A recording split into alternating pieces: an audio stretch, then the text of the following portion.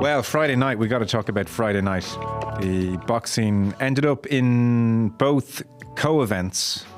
Unanimous decisions. Katie Taylor got the nod over Amanda Serrano and Jake Paul got the nod over Mike Tyson. Earlier on, we had Dan McDonald reporting from Wembley.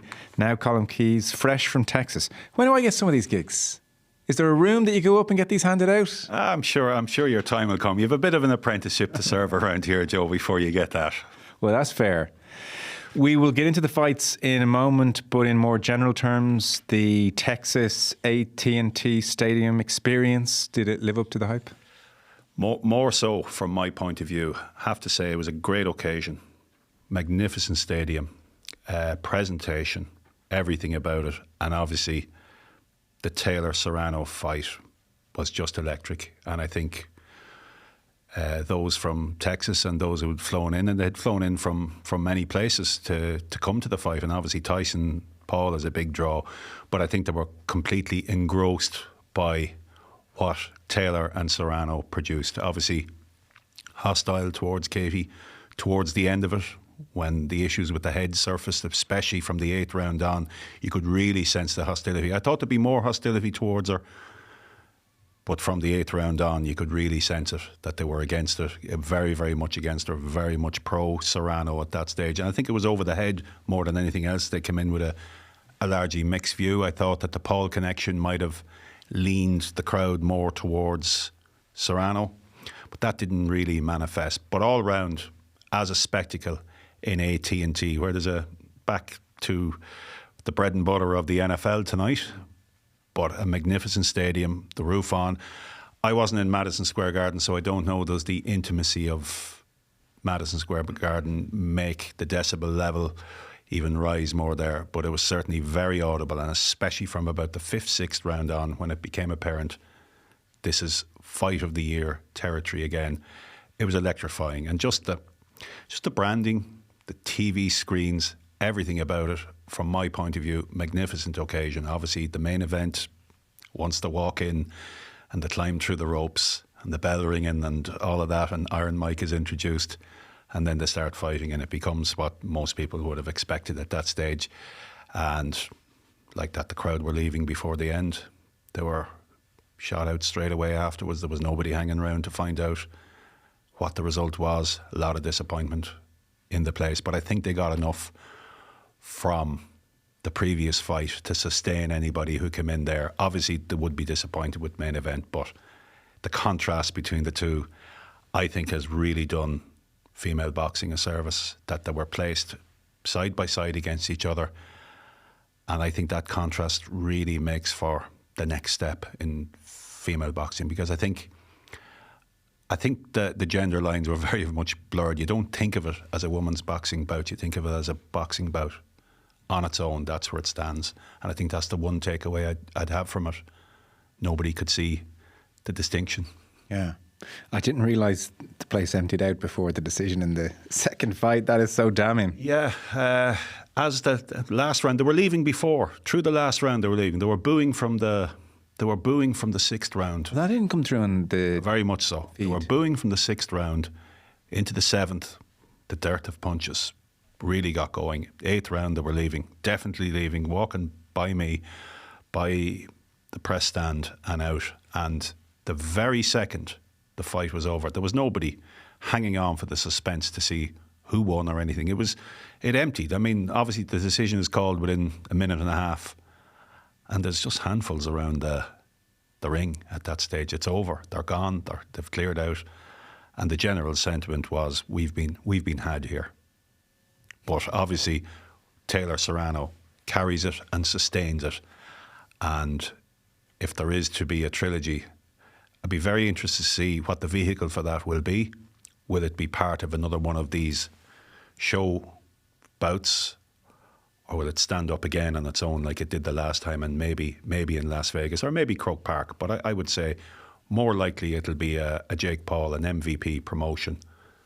Again, perhaps, maybe joint with Eddie Hearn, but I think probably on the other side of the Atlantic. Because I think more of that audience will be drawn in after last Friday night, and I suspect Netflix might be interested in it again. You'd have to think so.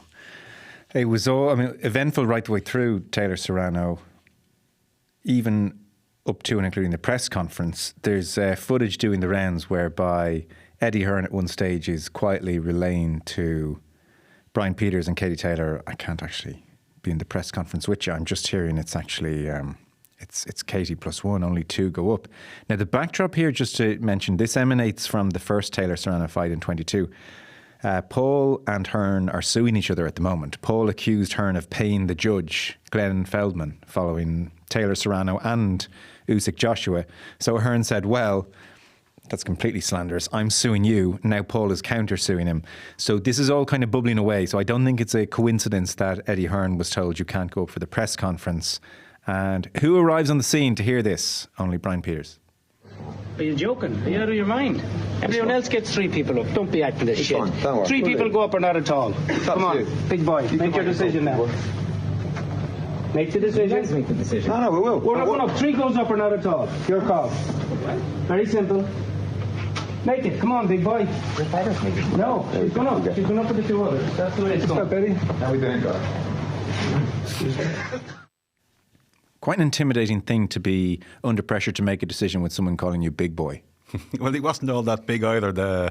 He's the Magna Media, one of the Magna Media handlers, and he's certainly not.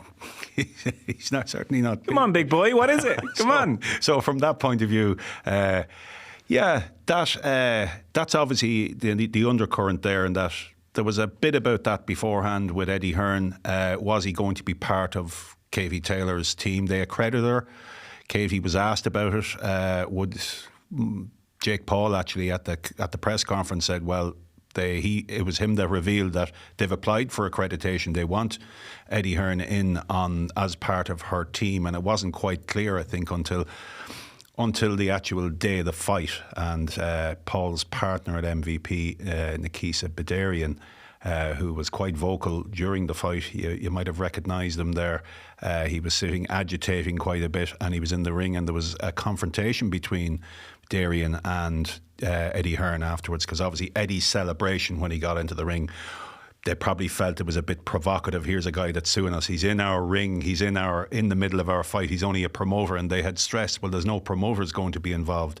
So from that point of view, then he comes down to the press conference. So there were words exchanged between the two of them in the ring. You can see them exchanging. Hearn had been denied access to Katie's dressing room after the weigh-in. He revealed this afterwards, that he was denied access to the weigh-in. So there is clearly agitation between the two camps. And then he comes into the press conference. Now, I think they were right to hardball it and to whoever they wanted up, because there may be no promoters, but Mike Tyson didn't attend the post-match conference, but 3 of his team did. So 3 of the team were up there. And Bedarian, as the promoter, was with Jake Paul. So he was with Jake Paul after the fight. So there's a little bit of inconsistency there. Okay, Eddie Hearn's not the promoter, but he was an accredited part of Katie's team. And her team, Brian Peters and obviously Katie, wanted Eddie Hearn up, and up he got and ran the show, really, because he's obviously the more bankable quotes are from Eddie Hearn than Katie Taylor or Ross Enemy. Yeah, well, I'd say Brian Peters ran the show a little bit as well there, big boy. He wasn't up. He stayed clear. But he was right to hardball. I mean, they're entitled to have who they want up there, I would have thought. Here's a sense of, and we'll get into the fight in a few moments with Johnny Nelson, who's going to join us, but just to get Colm's kind of sense of behind the scenes and being there. Here is just a sense of Katie Taylor in the press conference, asked obviously about the achievement, but also the headbutting and was she the rightful winner? These were some of the themes in the press conference. What do you attribute those headbutts to? How did those happen, in your opinion?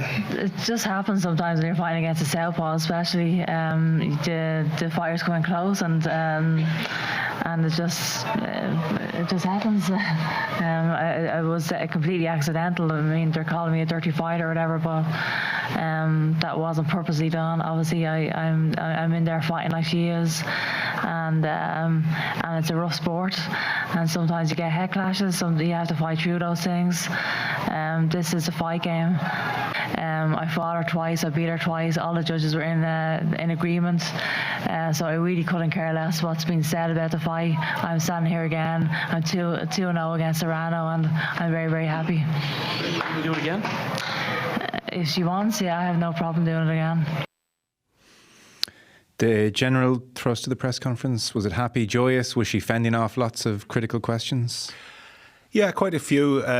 Bit of focus about the use of the head, obviously, and there was warnings, and it happened in round 4 and again in 6 and again in 8. So it was a very prevalent theme afterwards, and there was a lot of criticism of Taylor throughout the stadium, even among fans. There's no doubt about that. You could audibly hear the stadium.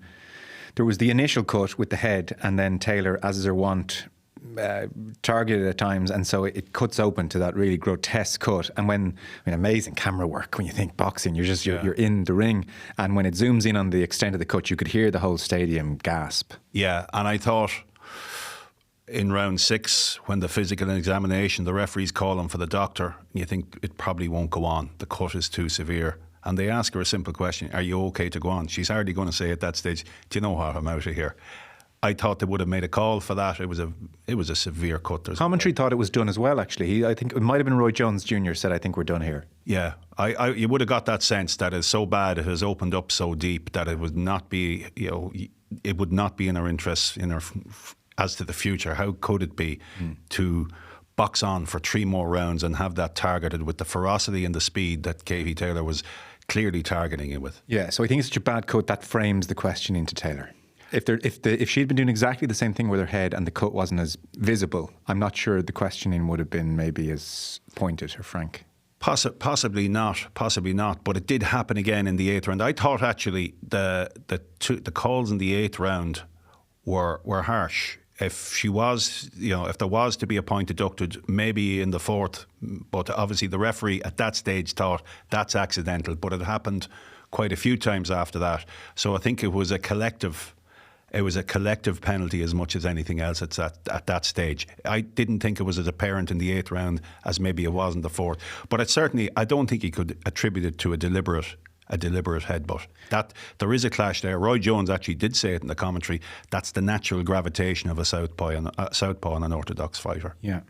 And she was asked about trilogy. I presume she's gung-ho for that? She is, and surprisingly said we've already agreed for 12 3-minute rounds. I don't think that would suit Katie Taylor as much. I don't think it would be the spectacle either. I don't think the same spectacle would manifest because of the speed of the punches over 10 2-minute rounds. That brings the action. I think we'd see something much slower, and I don't think it would be at the level of the last 2 fights, which people would expect would happen. But 12 3-minute rounds, a whole lot different than the speed of 10 by 2. Okay, well, let's bring in Johnny Nelson for more. Serrano looking to equal the all-time female record of 32 knockouts, currently held by Hall of Famer Christy Martin. Both Taylor and Serrano fishing for the KO. Final 60 seconds. Katie Taylor, one of Ireland's most decorated athletes. Amanda Serrano, all about Puerto Rican power. Blood, guts, glory, history made again. Taylor and Serrano with an epic encounter. What more do you want from professional boxing?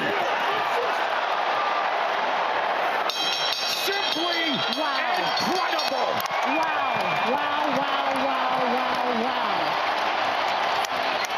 I'm standing up on my feet. Wow. That sums up what you missed if you didn't catch the fight. Very happy to say, joining myself and Colm is Johnny Nelson, of course, very much of the Brendan Ingle school. He was WBO Cruiserweight champion 99 to 06, and that makes him the longest reigning Cruiserweight champion in history. Now, of course, very respected broadcaster in his own right. Johnny, great to have you on. Thank you, boys. It's a pleasure, absolute pleasure. Taylor Serrano, we were hoping it would be every bit as good as the first fight. I think it just about was, no? It was, what a performance, what a show, what a show stealer, and what an opportunity to do it on such a platform, regardless of what you think of these YouTubers and Mike Tyson. I think the viewing figures were 65 million people around the world, and this is why occasions like that, even though we may criticize through boxing snobbery about these YouTubers getting involved in it, it gave a platform for such a performance. Any young girls out there, anybody that's interested in boxing out there, male or female, will think, wow, that is true great determination art. And that's happened the second time around. And these two were so well matched. I think Katie Taylor, she was criticised for using the head. I think that's Katie's style. She's not actually literally trying to butt you. She's head first. She's chin up. She's trying to put. She's an offensive fighter. She's a foot first, and she'll put the shots on nice and fast. Serrano, she was trying to outbox and outsmart Katie and walk her down, and Katie actually used her boxing skills to negate that, because Serrano was a big unit. I really put it on her. I think the fight gelled perfectly. I think it showed such an example for other fighters that are out there that are trying to claim they're the best in the world. You know, these two fighters truly believe they are the best fighter in the world at their division. And performances like that, I've never seen any female performances like that that didn't involve Katie Taylor. You mentioned the 65 million viewers. I'm sure that'll creep up closer to 100 million over the course of the next couple of days. People will hear about the fight and watch it back. They will no doubt, possibly influenced by the commentary, be of the opinion that the wrong fighter won. Just have a listen here to Rosie Perez, who... I mean, people will know Rosie Perez from White Men Can't Jump. She's a huge boxing fan, and I guess this is where... I know her from. Yeah, exactly. That's where, I guess, the fight game meets a bit of a glitz. Roy Jones Jr. there, of course, needs no introduction, and Mauro Ranullo was the commentator. So here is the reaction from the commentary team when Taylor gets the nod from the judges.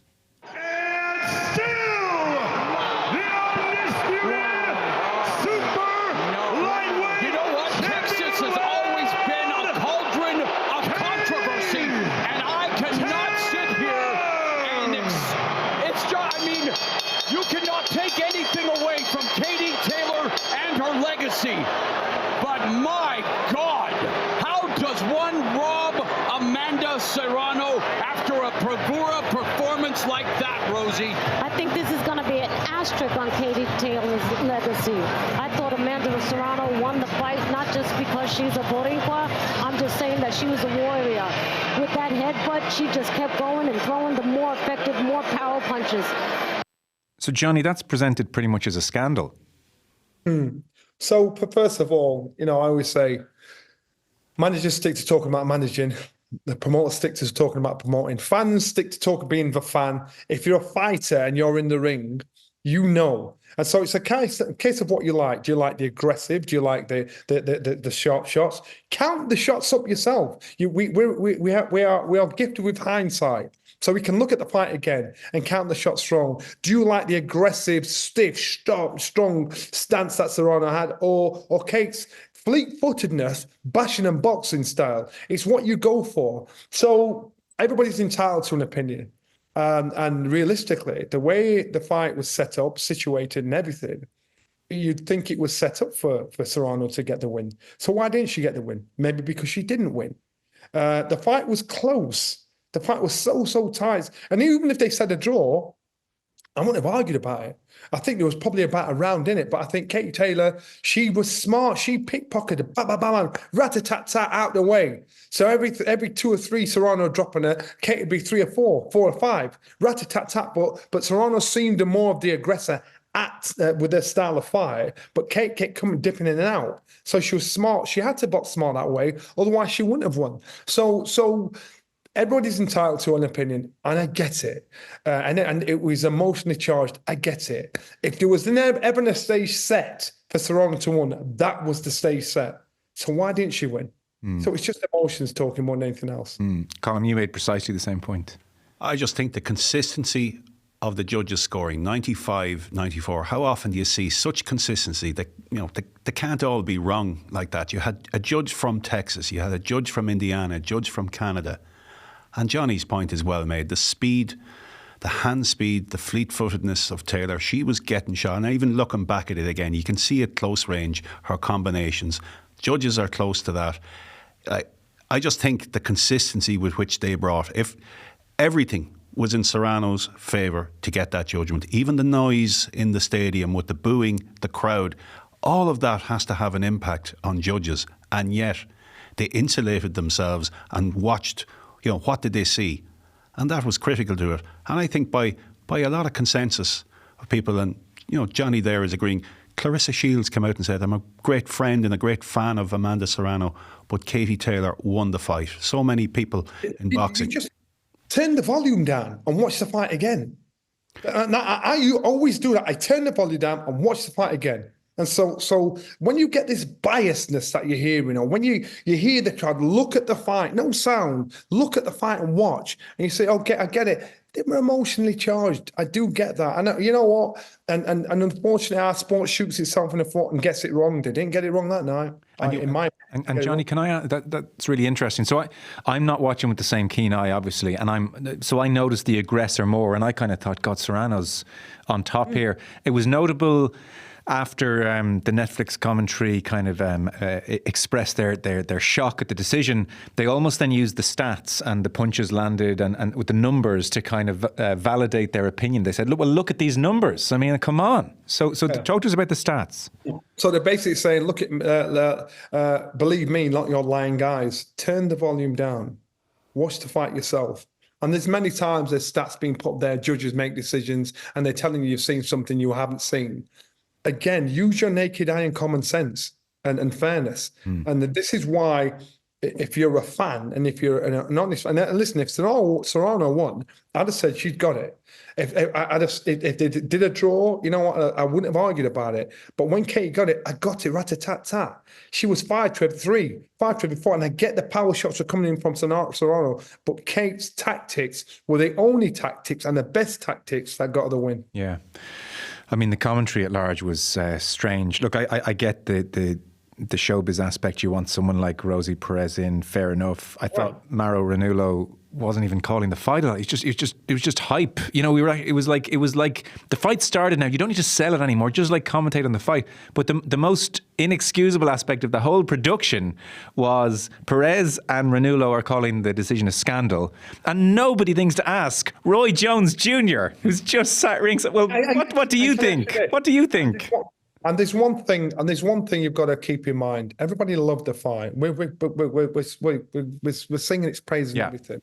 But you've got to look at those two girls, the performance they put on, and they're damaging fights. They are damaging fights to fighters, and we love a good fight. And the fans are saying it should be this, it should be that. Those two girls put their heart and soul on the line and put on an amazing performance, which were damaging fights that can affect most fighters down the line. So everybody's ignoring the fact that, yes, it was great, it was this, that, and the other. You've got to give credit to them both for the way they fought, the shots they took. Serrano's cut was down to the bone. If that was anywhere else, I'll tell you what you've got to think of this. If it was a robbery, if that was anywhere else, that fight would have been stopped because you could see the bone in the cut. And they had every excuse to stop the fight. So you had people there doing a job. The stage was set for Serrano to win. She didn't get pulled out through a cut that she should have been cut, which could actually affect the rest of her career. Yeah, because that cut was bad, and they let her box on with it. So again, you think to yourself, well, you know what? Maybe, just maybe, that's why they've got their job and we've got our job. Now. I personally think we've seen the best of Katie Taylor, but the best of Katie Taylor still beats 99.9.5% of the fighters in the world, and she's constantly proving it. When will she retire, Colm? It'd be a great way for her to go now. The off-ramp is Katie Taylor wants to retire on a win. The longer she goes on, the more she risks that. But I think the temptation to go back in there, almost the public demand, the boxing public demand, and maybe the wider public demand as this resonates, I think she'd be tempted in there one last time. I don't think there's any other fighter out there. I know obviously there's a trilogy there with Chantel Cameron, but where's the money? Where is the hype? It's with Serrano more than it's with Chantel Cameron, which is on this side of the water. It's another bout over there. And I know Croke Park would be the absolute ultimate for Serrano to come in here, but I'm not sure that's going to happen for a few reasons. I don't know what the relationship now between obviously Matchroom and Croke Park is. How much do Croke Park want to have a fight in there? I'd suggest I wouldn't say there's huge amount of desire for it. Obviously, it can be fixed, it can be arranged, it's a venue.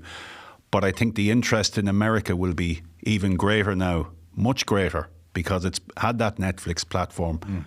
And I think there will be demand for it. Obviously, Katie could say, no, I'm out here. And she didn't show the same signs of weariness I thought that maybe were there a few years back. I think she has, and you just wonder, is the less is more approach. That was her first fight in a year. She's had far less fights than obviously in the early part of her pro career. I think there's only one more opponent out there. Even though the trilogy is settled, she's 2 up. That can't be taken away from her. Yeah. And that's the other point I'd make. I mean, even if judges were leaning, so let's get this on to a third fight between them and let's give this judgment narrowly to Serrano. That could have played into their minds too, and it didn't either. Yeah. So she's 2-0 up in this trilogy. She doesn't actually have to go down to settle it. It's not that. It's just that the demand. And they're both very much, they're pioneers for female boxing. They're almost evangelical about it in trying to spread the word of it. Both fighters, both Serrano and obviously Katie Taylor for a long time in her career, they want to spread the message. Even Serrano's comments about her payment, what I'm getting for this, and she's intimating she's got more, and I'm happy to put out there that what we got, or close, that it's a lot of money, because I want young female fighters to know this, that we are now getting what we deserve in terms of payment. So they are very, very much pioneering in that respect, in wanting to push their product as far as they can and bring it as far as they can. And a third fight, and possibly in the fight capital of the world, Las Vegas, might just do that. And at that stage then, I think Katie Taylor might leave it. Okay. Johnny, there were two aspects to Taylor's performance I'd love to get your thoughts on as the fighter here. The first, well, you've referenced it already, but we might just tease it out. Here is Amanda Serrano's coach, Jordan Maldonado, who quite literally takes the mic post-fight to express his displeasure at Katie Taylor in her head. I think she alluded to the fact that she would be open to a third fight. I'm assuming you would be as well. Listen, it's up to the team. Headbutting is not included. Listen, yes, it's up to the team. Headbutting is not included, and we get a fair referee, one that knows what he's doing and is going to do what he has to do. Because when you're getting headbutted repeatedly, and the ref is, I'm doing what he didn't do anything. You know what I'm saying? It was a lot of headbutting. Amanda Serrano has 50 fights. The first time she ever got cut was the first fight with Katie Taylor. If you look at Katie Taylor's fights, you'll see a lot of her opponents have gone out with grotesque swelling in their head. Look at the way Chantel Cameron looked, cuts in their face. She fought Nina Ment. They stopped the fight on cuts, headbutt. So that's nothing new. That's what they do. They lead with their head. And Katie's a beautiful person, but has an extremely huge head. So Roy Jones Jr. in commentary talked about that southpaw orthodox issue where the head clashes can happen. And Johnny, you're of the Brendan Ingalls school where switch hitting is such a part of the style. So you'd have a great insight into this for us. Is Katie doing something untoward here? No, she's not. And I've seen untoward headbutting, and you saw none of that. Katie's style is her style. She doesn't go in with the head to try and, but she's a front foot fighter. She lets the shots go. And let me just go back to your other point. I don't think money is Katie's god. So for a third fight, and to offer the ridiculous money, is Katie? Do I think money will be a motivating factor? No. Katie loves to fight. I think Katie, her style of fight, she's got to be fresh. She's got to be on it. She's got to be on point, because her style of fight is why she's so successful. The problem is if she boxes anybody below par, for her to get up to that fight standard, to perform like she did on at the weekend, it's got to be something like Serrano. So has she got that in her? Has she got that to go back to the world? I don't think anybody else can bring that kind of fight out in her. So again, it's a case of her desire. She loves the game. She eats, breathes, and sleeps boxing. So it's a case of her desire. It's a case of who's in her ear, who's speaking to her to get the best out of her. I don't mean the businessman, someone that's doing a selfless act for her to say what is best for you. I think Katie's style has always been that front foot, chin, at times actually, a chin's in the air. So why is nobody complaining about that? Because Kate will come in, her chin's in the air, and she's letting the shots go. Because when she was fighting, like, get your chin down, Kate. But that she's straight in there, so she's not purposely trying to butt somebody. So when she's letting the shots go, and she was a shorter fighter, and that southpaw style, you are going to clash. Everybody hates fighting southpaws because it's ugly. It's awkward. There's not enough southpaws around for you to box them perfectly and cleanly. And this is what happens with that southpaw style. I think everything leads towards, and I hope Kate says, "No, I'm done. You can only have enough money. Yeah, I know I'm done. I hope she's made a mad amount of money out of boxing. Finish at the top. Do what Lennox Lewis did. You know, when Lennox Lewis beat Vitaly Klitschko, and there was so much noise about him coming back to fight, went, nope. I'm done. Leave at the top. And that way you will always be there at the top, no matter what in the history books. The second aspect I wanted to ask you about was, at one point the referee said to her, it was quite a pointed line, he said, "You're better than that," about her holding. She was clinching too much, he felt. Like, is anything wrong with that? No, there's nothing wrong with that at all. He was giving her respect where respect was due. You know, he's saying, you know what, but and the thing is, remember, he took a point off her. So she wasn't getting any favours there. So what she did with what she's got, she got the win with what she's got. She didn't cheat. It's an old school. Everybody does it. They might have a hole, might have a lean, might try to drop a shot in the blind side of the referee. You're fighting. You're not playing tiddlywinks. You're in there to fight. And that's what both fighters were doing.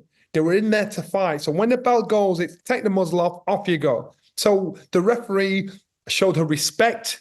He showed restraint. He told her and took a point off her. So he wasn't giving her an easy ride. So when who robbed who? Because the stage was set for Serrano to win. Let's before we wrap up, hear from Mike Tyson in the ring after he lost unanimous points decision against Jake Paul. I don't think so. You've got more in you. Who comes to mind? Well, I don't know. Maybe his brother. You want to fight Logan? Logan, I think he said you might be next.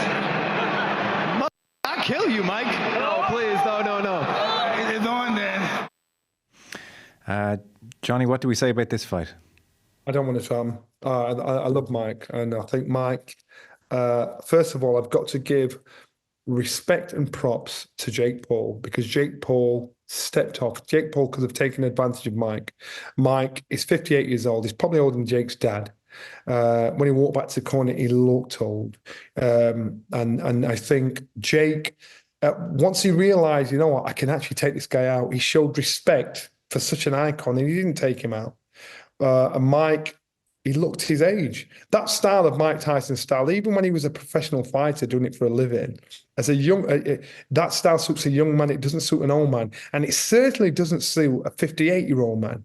So when Mike Tyson's talking about doing it again, you know what? They must. I'm surprised, but I don't know his situation at home. I don't know the finances he's in. I don't know if he's still got millions to pay off the tax man for.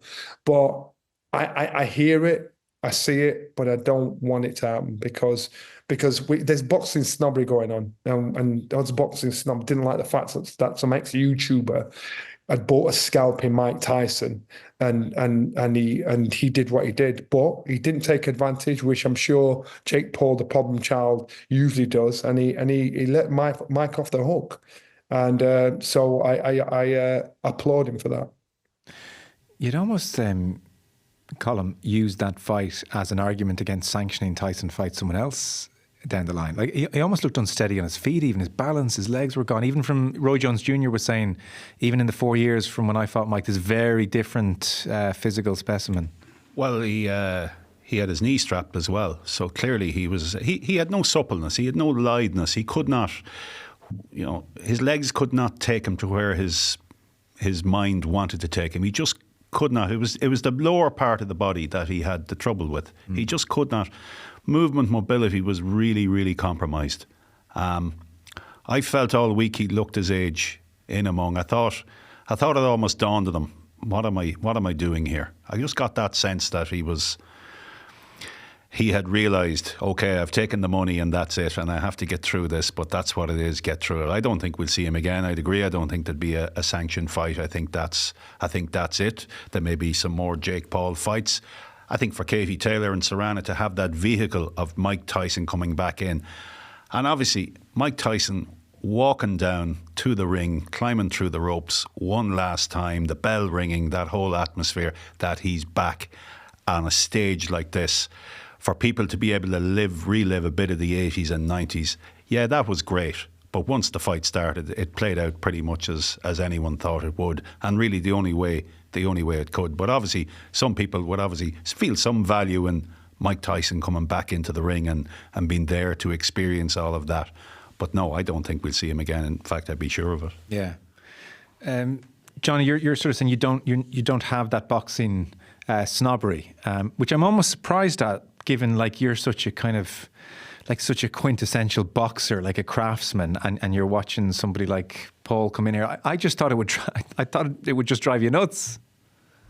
Yeah, no, he does. But the fact that, remember, all week long it's been Jake Paul and Mike Tyson. People forgot Katie Taylor was on the bill. You know, so obviously this young man and these YouTubers, what they're doing is they understand the business of our sport, because there are many, many fighters out there, traditional fighters out there, that aren't getting the platform and the publicity that these guys like Jake Paul are getting. But there was an opportunity for Kate to get on there. Now, the lesson learned for traditional fighters is you are your business. Don't leave it to your promoter. Don't leave it to your manager to promote you, to get yourself out there, to get the crowds. So Jake Paul, what he's got right is the business side of it. And he's actually not a bad boxer, but he's annoying. But he's got the business side of it. Right. So for traditional fighters, they need to understand, I need to sell myself. I need to make sure I can create the interest so people follow me. I need to take a leaf out of his book. Because 77,000 people in the stadium, it's never been done, and that's because of Jake Paul. So when it comes, but Jake Paul, is he going to fight anybody that's near his age, near their full ability? No, he's not. You know, and I looked at that. My daughter rang me and said, "Dad, you should do that. You're a year younger than Mike Tyson." I said, I know that. You're looking in good shape there. But in your head, you've got to think to yourself, Mike Tyson, you've got to be able to live. Would I be able to live myself that I've gone in there for 20 mil to get knocked out against Jake Paul? You know, and if it did happen, now I think I'd beat him because my style's different from Mike's. Mike's style doesn't suit an old man. Okay. But Jake Paul is not going to fight anybody he's buying scalps. Anderson Silva, people like, he's buying scalps. He's doing the business side of it. And so until that time comes when he meets someone that matches him, age, appetite, and whatever, that's when it'll be exposed. But right now he's making most out of the business. So we all benefit from it. We benefit from it because of the crown that it gets people watching Katie, gets people watching the card. Badu Jack boxed on one of his other undercards, former world champion. You're thinking, what is wrong with this picture? So it's for the boxers today to actually learn how to push themselves, publicize themselves, be their own business. So the likes of Jake Paul can't leapfrog you and take over something that you've done since being 4 years old. And it'd be interesting for us to get a sense, where would you position Jake Paul, say, even just take the British rankings, where would he be in the top 100 fighters in Britain? Well, if he's going in at Cruiserweight, I'd probably put him, I've got a kid called Sheldon McDonald that I'd batter him in Sheldon's like number boxing for a Central Area title. I'd put him at Central Area level. Central Area level. So just kind of a district, not even competing in the national conversation. Yeah. Well, we'll put him. Can you imagine putting him with someone like Vidal Riley? Vidal Riley would make mincemeat of him. Can you imagine putting him in with Joe Gallagher's got a fight. I can't remember his name. There are so many fights. Can you imagine putting him in with someone like Chris Bill and Smith, who boxed at the weekend? You know. So what I'm saying to you is, and he's talking about fighting Canelo. This is a money grab. It's to get the interest in. And I'm not slagging his boxing ability off, because the kid's actually not a bad boxer, but he's not a world beater. Yeah. He's domestic level. He actually has name-checked Conor McGregor in his post-match or post-fight press conference that he wants to fight Conor McGregor, but he's fairly sure Conor won't accept the fight. So common sense is this: look at the weight difference. You know, so Conor McGregor still might be more life left in him than Tyson, but you know, I think it's that weight thing. And the other thing's this: if you keep shouting your name against these big names like Conor McGregor, like Canelo Alvarez, even if it never happens, your name is mentioned in the same sentence. It's not stupid; it's business. Johnny, it's been great to have you on. Hopefully, we chat again sometime down the line. Johnny Nelson, thank you. Thank you very much. Let's do it, boys. Thank you. Thanks, Johnny.